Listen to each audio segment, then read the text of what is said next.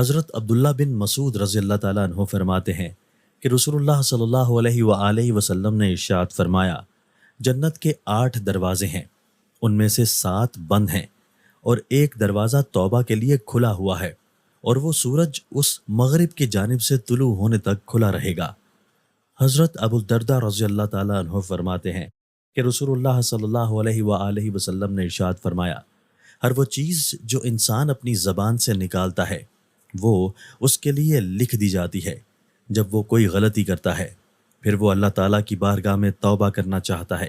پھر وہ اپنے دوست کے پاس آ کر اپنے ہاتھ بلند کر کے یوں دعا مانگتا ہے، اے اللہ، میں اس گناہ سے تیری طرف لوٹ کر آتا ہوں، اب میں کبھی بھی اس گناہ کی جانب نہیں بڑھوں گا۔ اللہ تعالیٰ اس کا گناہ معاف فرما دیتا ہے اگر وہ اس گناہ کو دوبارہ نہ دہرائے۔ حضرت ابو ہریرہ رضی اللہ تعالیٰ عنہ فرماتے ہیں کہ نبی اکرم صلی اللہ علیہ وآلہ وسلم نے ارشاد فرمایا،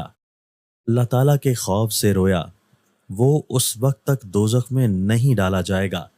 جب تک دودھ تھنوں میں واپس نہ چلا جائے، اور کسی مسلمان کے حلق میں اللہ کی راہ کی غبار اور دوزخ کا دھواں جمع نہیں ہو سکتا۔